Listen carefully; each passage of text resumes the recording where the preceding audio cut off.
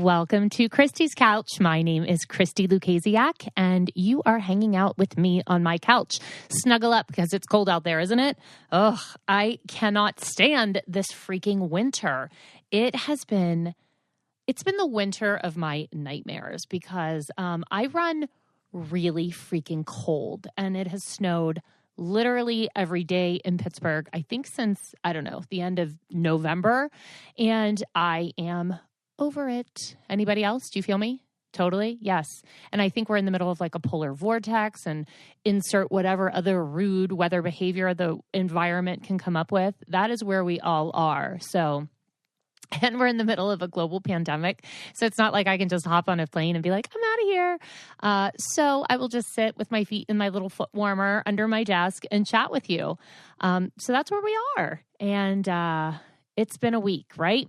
So happy Thursday. I hope that you are hanging in because we've almost made it to the end of the week. And today's episode is going to be a lot of fun. It's a little different than what I normally do, but I will get to that in just a moment. So last week, I had Mark on the pod as my guest, and he was probably the most reluctant guest I've ever had. He was 1,000% not on board to do it, and I had to bribe and beg and plead and negotiate, and he did it. And you guys actually liked it. So, what does he know? So it was kind of fun to hear from a dance dad's perspective, right? I felt like that. Yes, it is. And then, of course, Clara found out that Mark was on the podcast, and she was like, I want to be a guest. And I said, okay. I said, you can be a guest. What do you want to talk about? And she said, anything but dance moms. And I said, well, don't you want to talk about what it was like growing up in like that weird environment? And she looked at me and she's like, no, anything but dance moms. She's like, we can talk about my life. So we shall see. But Claire is definitely angling to pop on as a guest, which I think is really funny. Speaking of funny, so, all right, in our house, I know I've mentioned before, you can hear my little foot rubber or like my little foot warmer as I move my feet. It makes a squeaky noise. So in my house, I think I've talked before that two of our pets, we have 3 pets, 2 of our pets have been they've been provided to us by Chloe, my 19-year-old, because she always has these grand ideas of adopting pets that don't work out too well. So somehow they end up at Christi's Wayward Home for Animals, or Christi's Home for Wayward Animals. My home's not wayward. The animals are. Okay. So the animals end up here. But anyway, normally when we adopt an animal, and everybody's a rescue here now, normally when we adopt an animal, it's old enough that it's been spayed or neutered. And this little kitty that Chloe brought home, Noble, she found him in a dumpster when he was like, I don't know, a week old or something. So clearly we have been taking care of him since the beginning. So all of the vaccinations, like the neutering, the whole thing, which again, I'm not really used to. So yesterday he was neutered, and Clara had this grand idea that he was going to come back sweeter. So I don't know like what the correlation is. I guess that maybe she felt like his testosterone made him mean. I don't know. But we brought him home last night, and the vet told me, she said, he's probably going to be a little out of it. He'll need it to be quiet. Just keep him quiet. And I'm like, how do you keep a cat quiet? She said, maybe just lock him in the bathroom. Okay, I'm not locking my cat in the bathroom, but I brought him home. I made his little bed, put him in the bed, and he has been a lunatic since we came home. The anesthesia didn't bother him one bit. I've tried to keep him from jumping or just from playing and wrestling with my dog. No, he's not having any of it. So, I guess he's totally fine. I gave him pain medication today. He did sleep for a moment, and that's about it. Other than that, he's just been a lunatic. But here's the story. So when he went and he was neutered, they always have you bring in stool and whatnot, to test. And apparently he's had worms since Chloe found him, and we've had him dewormed a few times, but I don't know. I don't know all the nuances of cats, but I promise I've been taking care of him, but he just needed another dose of whatever it is that they do. And so the vet tech said to me, she said, hey, we put his dewormer on the back of his neck. And she kept asking, she's like, do you have little kids? You know, is he handled a lot? And I said, no, my daughter's 11. It's fine. And she kept saying, well, just make sure that you don't touch this spot. And I'm like, oh, no, it's totally fine. And then I brought him home in his little, his transport, his carrying case, whatever it's called, his like pet carrier. And of course, I opened it and I was like, oh, Noble, you know, and I pull him out. And the very first freaking thing I did was kiss him right on the back of his neck. And it was wet. And I was like, ah! And I was, you know, just wiping my mouth. And I immediately ran over and was washing my face. And then my lips were kind of tingling. So I called the vet. And then they had me call the manufacturer of the medication to find out if I was going to like die from, you know, ingesting catworm medicine. They said I should be fine. But she said to me this morning, she said, if you die from licking catworm medicine, she said, I'm going to have to come up with another reason to tell people why you died at school. And I was like, thank you for thinking of yourself in my time of need, you sixth grader. But I didn't die. I mean, I made it through the night, thankfully. Noble made it through the night, so we're all good here. I know. Celebration. Everybody, cheers. Toast to that, right? Okay, so what else is happening in the world today? I have watched, if anybody is catching up on this, I don't know the exact name of it, but the Netflix documentary about the Cecil Hotel. Pretty interesting, I have to say. I knew about this case with the disappearance, or the woman who was found. I don't know if they ever determined if she was murdered, but the woman who was found dead there. And there's weird elevator footage. And I've known about this case for a long time. And she was found in the water tank, which meant that everyone in the hotel had been drinking like body contaminated water. Ugh, which, look, LA water is bad enough. I can't even comprehend like knowing in my heart that I ate or I drank body contaminated water. Like, I would need some serious tongue scraping and a delousing because I would also need mental health therapy for sure, because I would have a hard time getting over that. But I thought the documentary itself was really well done. I think it was done by the same person who did the Ted Bundy tapes, which that documentary was freaking wild. I think anytime you have footage from the 70s, it's just such a brown period of time. Like everything is brown. Like even the footage looked brown. It was just old and dark. But yeah, so it was done by the same person. I think it was done really well. I enjoyed it, but I will say it could have probably been told in 3 episodes instead of 4. By the end, I was kind of like, okay, we can wrap this up. We don't need so many like dramatic water drips or like footsteps in the hallway situations. Like wrap it up, like tighten it up a little bit. But it's definitely worth a watch if you're into true crime. What else have I been doing? Okay, so I'm a little bit invested in Clubhouse right now. If you are not familiar with Clubhouse, it is a new social media platform that's, I think, in beta form still. So that means in order for you to be on that platform, you have to actually be invited by somebody else who's on it. And it's interesting because it's almost like a live podcast. So people hold rooms, and there's all sorts of different rooms. Like obviously there's business entrepreneur rooms, and there's entertainment rooms, and there's there's a room for everything. Coffee shop rooms to give you that feeling of being in a coffee shop. But what's really interesting is that it's just so accessible because there's all kinds of interesting people on there. And if you're in the room and the host like calls you up on stage, you can speak, and it's really interesting to listen to. So I am kind of figuring it out. I'm spending a little time on it because I think that there could be a fun opportunity for me to maybe host like a coffee with Christi, where it's a live interaction, sort of like a podcast, but where you can chat, have a conversation. What's happening in the world? I don't know. I haven't quite put my finger on it, but I think that could be a really fun place and thing to do. So if you're not familiar with Clubhouse, you should definitely check it out. If you haven't been invited, if you know somebody that's on it, ask them for an invite, because there's so much like cool things happening on there that, it's just very interesting. And we all know audio is kind of like where everything is going. Well, I shouldn't say where everything is going. Audio is not going everywhere. Super popular podcasts are like blowing up even bigger than before. So it's definitely going to be around for a while. And just, I like the live version of Clubhouse, or the live element, I should say. So that's pretty cool. Oh, I know. So I also saw today the trailer for Cruella just dropped. So Cruella is like a live action Disney movie, and it's set in the 70s in London.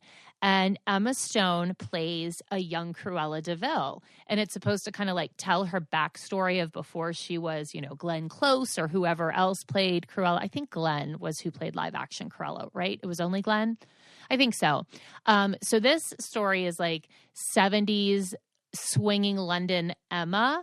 And first of all, I have to say, like, she has that effing laugh down. Like, girl, she must have practiced that in the mirror 8,000 times, because in the trailer, the laugh is amazing. But I was a little shocked at how dark this trailer is. Not 100% sure what the rating is. I feel like it could even be an R rating, which is wild for Disney. But it had total Joker undertones. It wasn't like, ooh, these are my puppies. It was more like maniacal. Her makeup's all smeared. She's like going off the deep end. She talks about being mad. It had a lot of like Joker-esque vibes to it.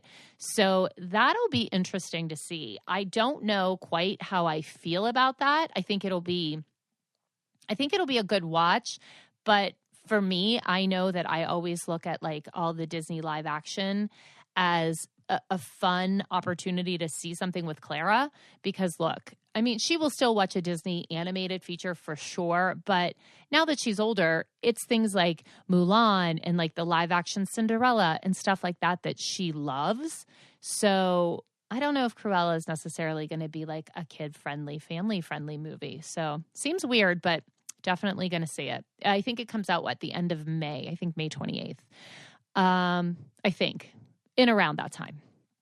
The other thing I just saw a preview for that I thought was really interesting, especially for any of my ladies out there. Well, I shouldn't even say ladies, especially for anyone out there who watched all of the HBO like psychological murder mystery shows like Sharp Objects, Big Little Lies, The Undoing, Flight Attendant, all of those shows. There is a new limited series that starts in April. I think it's mid-April. And it stars Kate Winslet. And it's set in like this little Pennsylvania town. And she plays, I think her name is, I think it's Mayor Sheehan. Mayor is her first name, because the name of it is Mayor of Easttown. And so she's a detective who is investigating a murder. And of course, she's like from small town Pennsylvania. So honestly, when I was looking at just the way it's shot, it feels a little Silence of the Lambs. Silence of the Lambs was filmed in Pittsburgh and West Virginia, which, weird note, the Buffalo Bill House just went up for sale a couple of months ago. And I said to my husband, I was like, should we buy that and like make it into a touring museum? And he told me I was insane. Also, though, the Lizzie Borden house is for sale. And I think that would be a very smart investment property for us. And he disagrees. But look, I don't know. I think he's narrow-minded. Okay, so this show, you can catch the trailer. I think it's available, but it's called Mayor of Easttown. And like I said, it's limited series. Kate Winslet's great. I always get thrown off a little bit, though, when Kate doesn't have her British accent, because, like, I don't know. To me, Kate will always be, I guess she didn't have her British accent in Titanic. She just had her elevated American accent, but it had a little Britishness to it, I feel like. But anyway, so it's just weird to me to hear her talk like just with a very American accent. I don't know why. Okay, I think she plays a lot of American roles. Okay, Christy, stop talking. I'm not making any sense. Whatever. It's Kate. Kate doesn't have her glamorous, beautiful makeup on. She looks very down home, and I think that usually equates to, an Emmy nomination at least. So looking forward to watching that. Well, before I started recording this, I have to say, so I have been in a deep, dark hole pulling things that I want to share on. So, okay, let me back up. So I know I talked about in the past Amazon Live with you guys. I said, hey, you really need to look at this. It's fun. It's like this live streaming. It's sort of like old school QVC meets YouTube meets Instagram Live. And it's like all these interesting people who have live streams and they're like talking about their favorite products. So if you go on Amazon and like you go to the homepage, up in the upper left-hand corner, you'll see a little tab that says like live stream. If you click there, it basically takes you almost to a YouTube homepage type place. And you can see what's streaming live. You can see what's coming up. And I've done a few live streams myself just because I get asked a lot about things I buy, either for myself or my girls or like my house. And so I don't know, I thought it would be fun. So I went over there. I did a few live streams. It's a really personal way that I get to interact with people because there's not a ton of people who are aware of it.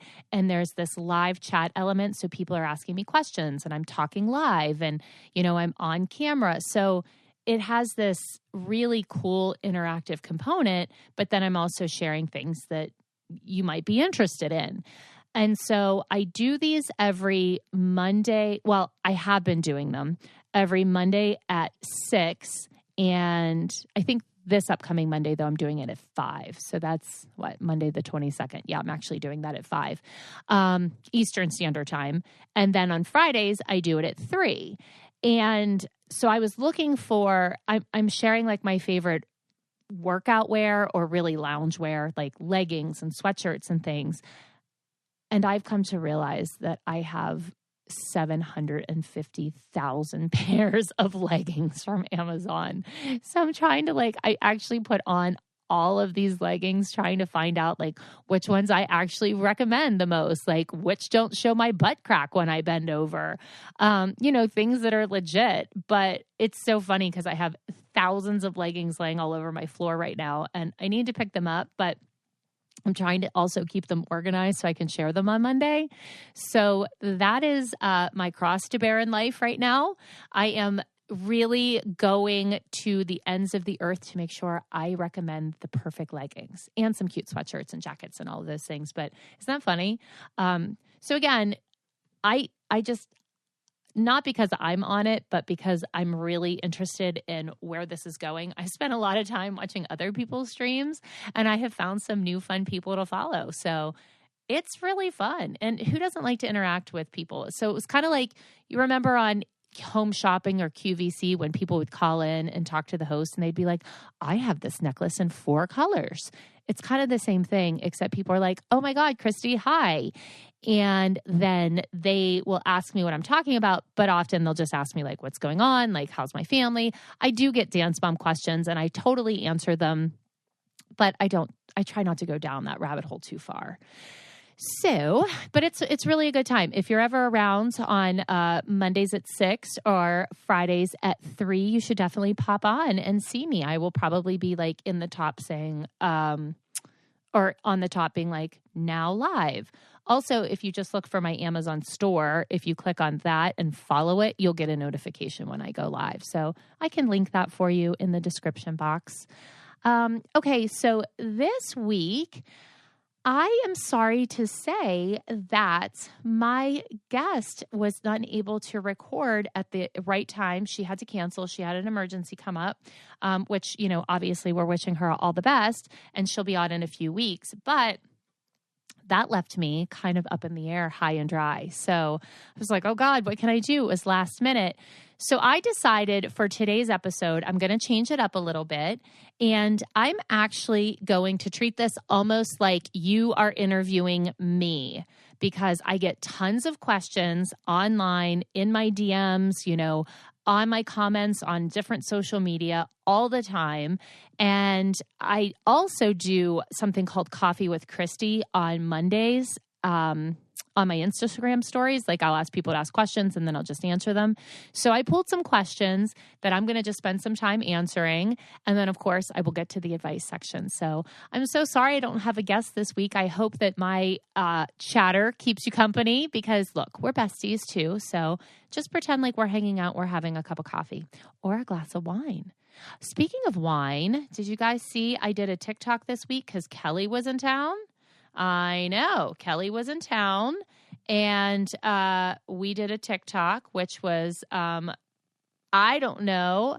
I think it was kind of iconic, but we recreated one of our favorite scenes from Dance Mom. So that was kind of fun. But anyway, so pretend you're drinking a glass of wine or a cup of coffee. And let me pull up some of these questions here so that we can chat about them. All right, let's look. So, okay. So I obviously always get questions about dance moms. Like, does Chloe, well, I shouldn't even say dance moms, but I get questions like about Chloe and I because people grew up watching us or watched us for many years. And I oftentimes get like, where is Chloe now? Chloe lives in LA. Like, she's in LA. She goes to school in Malibu. She goes to Pepperdine. She lives out in like the West Hollywood, Beverly Hills area. So she's in Los Angeles.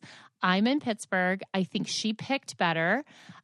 But, like we do talk, we see her, it's just like anybody else going off to school. It's hard. It was definitely an adjustment, but she's figuring out her life a little bit, which is, I think exactly what you're supposed to do when you're 19, right? For sure. Okay. What is your Snapchat? I have to say, Snapchat is the one social media platform I am not on. I used to be on Snapchat, and to be honest, I just can't freaking figure it out. So no thanks. Okay, if you had a fish, what would you name it? Bubbles, because I think that's the best fish name. Okay, what is your occupation? Well, I am a multi-hyphenate entrepreneur, or I'm a serial entrepreneur. No, I mean, I obviously do things on social media, but I have an online business called Adulting 101, where I teach young people like transitioning from college into the real world, all of the things that you don't learn in school. Plus I have a podcast and a YouTube, and, I dabble in a lot of things. What is it? Jack of all trades, master of none. That's kind of who I am. Okay. You married? Yes, I'm married. Last week, Mark was actually on the podcast. Okay. If you could visit anywhere in the world, where would you want to go? Well, I would love to go to Italy. I have not been to Italy yet, and that's kind of like next on my bucket list, I feel like. Okay. Let's see. Can you make any more videos doing baby mannerisms? I don't even know what that means.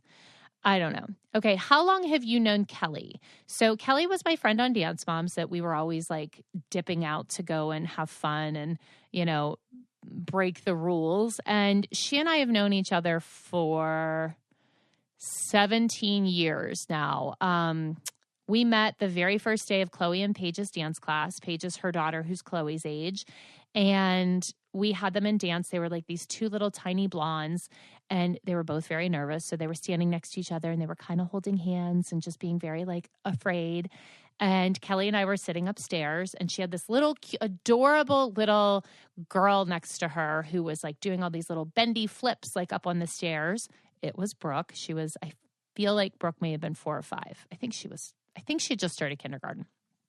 But no, actually, I think Brooke may have been in preschool, to be honest. But anyway, so we were sitting there, and I was like very attuned as to what was happening in the room, because I was like so nervous that Chloe might pee on the floor or something, because she was like 2. And she looked at me, Kelly, and she goes, "Is that your first kid?" And I was like, "Oh my God, like, who is this woman?" And I said, "Yeah, why?" And she said, "Oh, I can tell because you're very invested." And she said, "Mine's not even wearing ballet shoes. She has on slippers." And that told me everything I ever needed to know about Kelly. So that was kind of fun. And we have been friends since then. So yes. Are you watching The Bachelor this season? I am not. And I'm really disappointed about this because, okay, so I watch The Bachelor and The Bachelorette pretty religiously. And I like to go on my Instagram stories during it because since I am a reality show veteran, there's a lot of things that I watch on reality and I'm like, oh, that's a pickup, or a producer made her say that, or did you catch that, like there was not continuity in that scene or whatever, like just because that was my life for so long. So when I watch The Bachelor, I always kind of try to give like behind the scenes comments and commentary about what I'm watching. And this year or this season, I haven't watched because usually on Monday nights, I am doing motivational speech or motivational talks. I do presentations for sororities all across the country and groups as well, but it's mostly sororities. So I do these Zoom calls and I talk about motivation and self-confidence and then do like a Q&A. And since I started doing these, I have been booked solid. And I get a lot on Sundays and Mondays because it's like chapter meeting night. And I have missed the freaking Bachelor. So I'm very upset about it. I know there's some epic, amazing demon women that everyone hates. And I'm just so sad that I don't get to be part of like pop culture and just talking about them. So I'll catch up. I think The Bachelorette comes on this summer. I will not be doing sorority talks during the summer. So I will be back and commenting for everyone's viewing pleasure. So let's see. How many pets do I have? I have 3. And someone said, did you steal Noble from Chloe? No, Chloe left Noble here. That was her doing, not mine. How do you keep your skin looking so young? Not going to lie, I do Botox, but not as often as you would think. And I've also done a little bit of filler. I've done lip filler, and I've also done a tiny bit of filler under my eyes. Like right in that eye socket pocket, whatever the hell that is. And I wouldn't recommend doing this unless you're going to a very, very qualified person, because it just helped with my eye bags a little bit. But to be honest, I metabolize filler really fast. So I had that done 3 years ago. It's probably not even there anymore. And also, I mean, I take good care of my skin. I use a daily face peel by Dr. Dennis Gross. I have a steamer that I use. I swear by Biologique Recherche.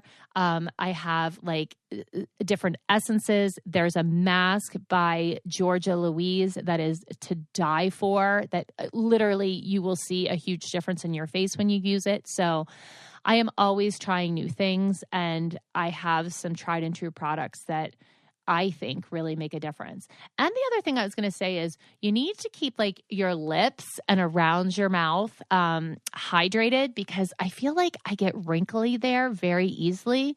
So I use Laneige lip mask and Alginus.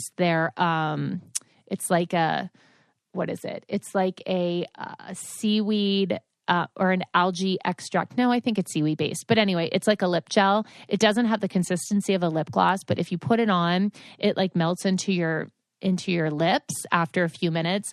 And then if you put like the Laneige lip mask on it, that is honestly the 1-2 punch that keeps my lips really hydrated. Okay, did Kelly move out of Pittsburgh? Yes, she did. She moved to Florida a while ago. I feel badly that I'm answering questions about Kel. Like she has a podcast, so I'm sure that you could check out her answers over there. What did my wedding dress look like? That's a good question.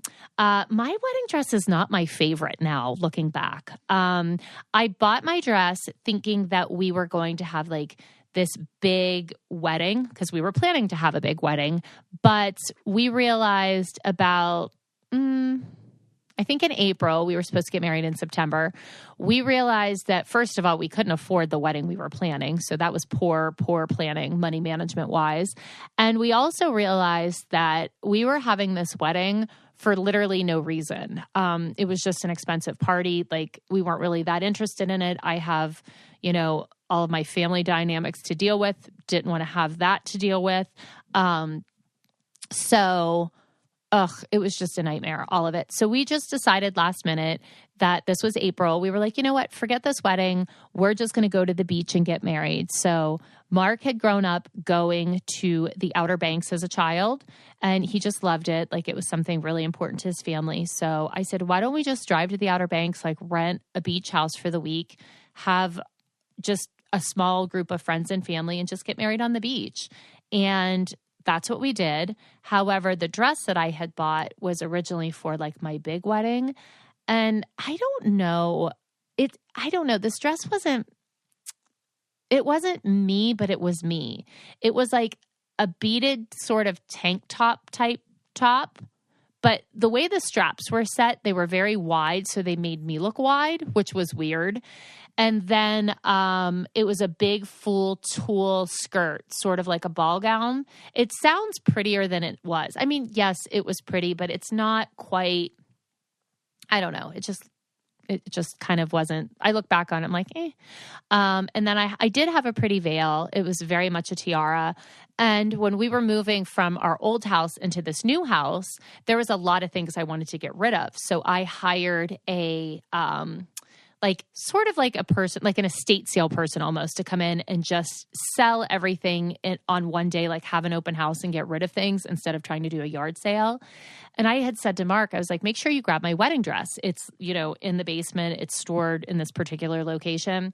And I guess he forgot to look or forgot to pick it up, because when I went back on the day of the estate sale, like my wedding dress was hanging there with a tag for $75. And I was like, I paid a lot of money for this dress.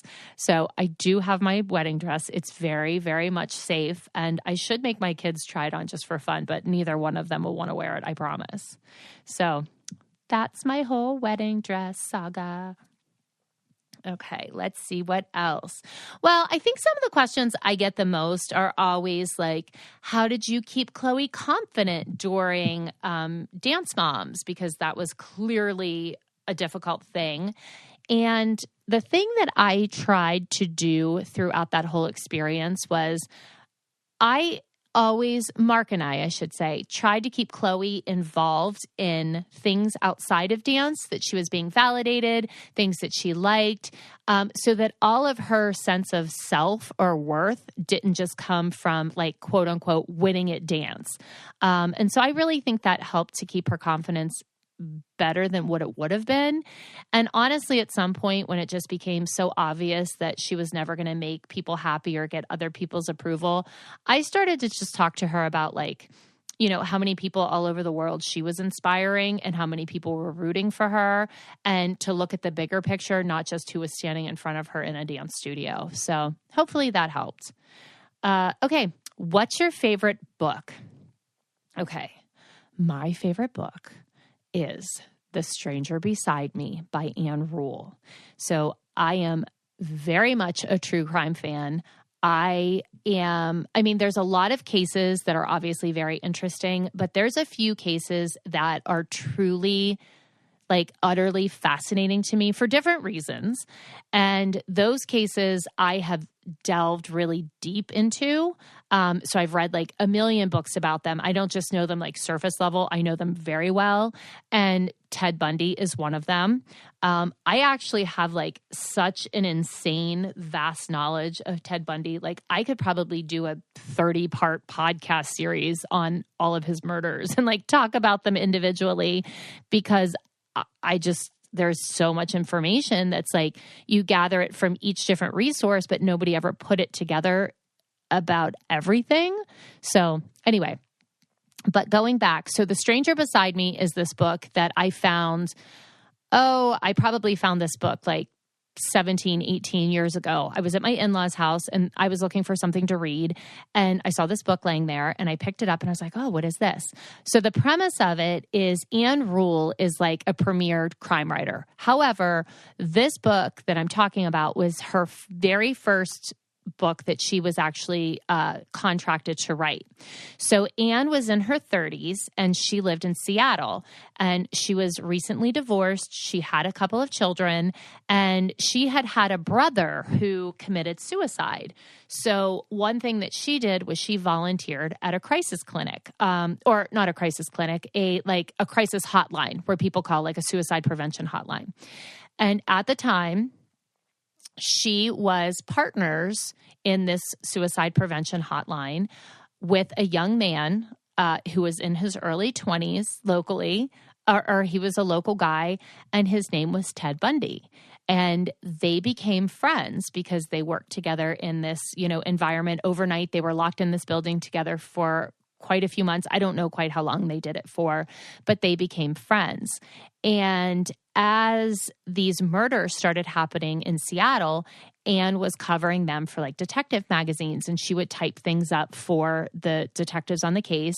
And she had a working relationship with the police department, but she didn't have quite access to everything. But so because she worked in Seattle, because she lived in Seattle, she worked with the police, and she was a true crime writer. She was contracted to write a book about this killer that was killing these young women in Seattle during, the 70s, mid-70s. And as she was going through and writing and researching, time was going on, and it became more and more apparent that Ted Bundy was responsible for these crimes. But she knew him before that. And she had a really hard time kind of coming to terms with the fact that he was this killer. And so the book is fascinating because she does a very good job at being respectful, not just to like the victims, but she does a very good job of being respectful to the reader. Like she doesn't just give a gruesome, gory detail for the sake of that.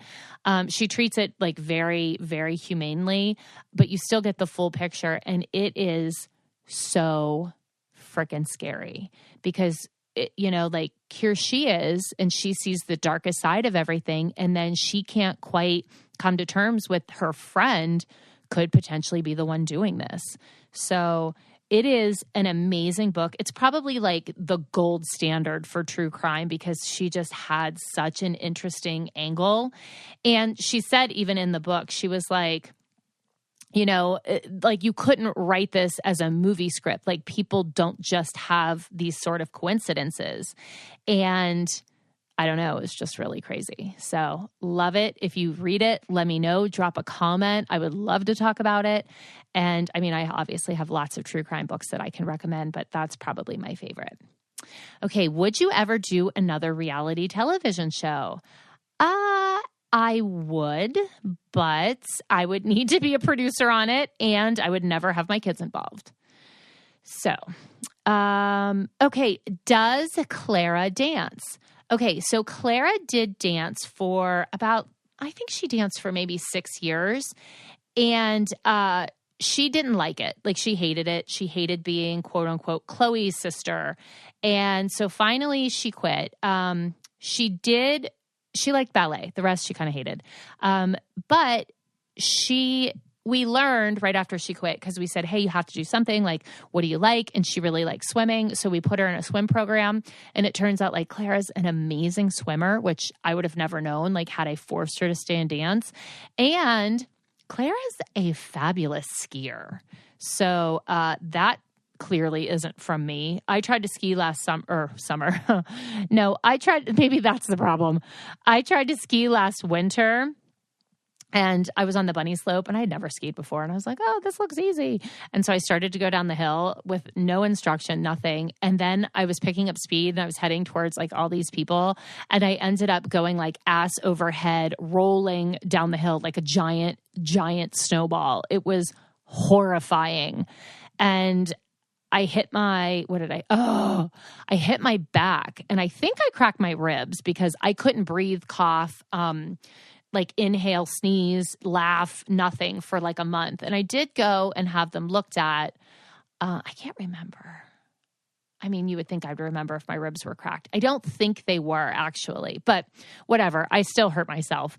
And so I sat at the bottom and I pouted for a while. And then I was like, you know what? I'm going to try it again. So I went back up to the top. Mind you, I'm on the freaking bunny hill. I went back up to the top and I was standing there and I was like, okay. And Mark kept saying, put your skis perpendicular to the mountain. I'm like, I don't know what the fuck that means. So stop saying it. And he's like, put your skis perpendicular. And so finally, like, I just kept falling and I couldn't stand up. And this really nice guy came over and he's like, would you like a hand? And I was so pissed. I was like, no. And I just took my skis off and I stormed down the mountain and I was so mad. I went and I turned them in and then I went and I sat next to the fire and drank wine because that's my kind of skiing. The rest of it, no. Okay. All right. So I guess that is about it for my questions this week. I hope that that was fun. I know that this wasn't exactly what you guys anticipated when you tuned in, but I mean, if you liked it, I am glad. I hope I never have to do it on my own again, but I definitely wanted to, put a podcast out because I know sometimes when I don't get a podcast that I listen to regularly, I'm a little bit upset because I'm like, wait, this is what I look forward to so I can live my best life. So I hope that I hope this was at least some fun for you, but we still have to get to the questions of the week. I asked you guys to share your questions on social media, and I had a bunch come in DMs this week, and I'm very excited to answer these because they're a little bit different. I do know that a few people were complaining that all of the questions tend to be the same. But look, I mean, people have roommate and boyfriend questions. Like, what can I say? What can I say? I am just here to answer those questions. And if those are the questions that are being answered or asked, those are the ones I have to answer, right? Okay, so let's get into the questions. Okay, so the first one, it says, so I started a job about a year ago. I love it and I love everyone there. But 9 months ago, they hired a girl who is super catty and immature and has it out for me.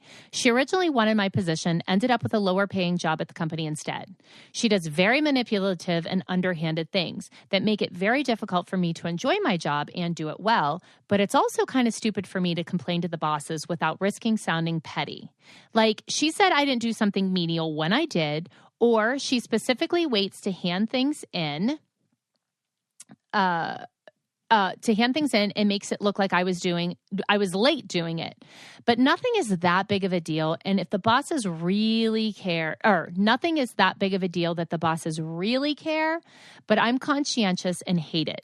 And whenever I say something to her, she retaliates against me. How should I handle this? I want it to stop, but I don't want to look like I'm being a baby or petty or something. Okay, well, here's the problem with this. If you do complain to anyone, you are going to seem petty. And, it's a tough situation. So the way that you're going to have to go about fixing this or making it better for yourself, because I don't know if you're really going to fix it, is you have to figure out a way to circumvent that. And so when she pulls shit like handing work in late and it reflects back on you, maybe you need to send an email to whomever it was given to and say things like, hey, I'm not sure why this was turned in late. I completed X, Y, and Z, on Tuesday. Sorry about that. Whatever, but you let them know that you did your position or your part of it. So you start putting that out there so that maybe people will put 2 and 2 together. You're just going to have to find ways around it to kind of call her out without calling her out. Get clever, get creative. There's good ways out there. But I definitely agree with you that if you do bitch, you're going to seem petty and then it's going to come back on you. And I promise you, as you're sitting in whatever meeting and you're talking about her, as you hear yourself say it out loud, it's not going to seem like that big of a deal. But in your brain at 4 a.m. when you're laying there and you can't sleep, I know it is the biggest deal. So find a way. You can win. I know. I believe in you. Okay. So the next one. A guy at work asked me out last year and I said no. We've been friendly ever since, even though he's actually a jerk to most people, but you have to be civil with people you work with, right? Anyway, this year he gave me a box of at Christmas, he gave me a box of chocolates that were not cheap, and I'm just waiting for him to ask me out again. I know what's coming, and I'm so awkward with these situations. I don't want to get involved with him, but at the same time, I don't want things to get awkward at work. Actually, I think your answer is in your last sentence. You said you don't want to date him, but you don't want things to be awkward at work. I would use that as my reason. I would say hey, X, in my experience, I've never had a good experience when I date someone I work with, and I want to keep it professional because I don't want things to get awkward with us at work. Just turn it around on him like that. And then if he tries to ask you out, if he doesn't work there anymore, or if you don't work there anymore, then you can just ignore him because you don't have to see him. So look, win-win. Okay. Here's one. My roommate won't take care of his cat, and it makes me so sad. The cat needs attention because the cat needs attention because it's destroying the carpet. Goodbye deposit. And he also told me essentially to butt out of the situation, but I don't want the cat or the house to suffer. What's the next step?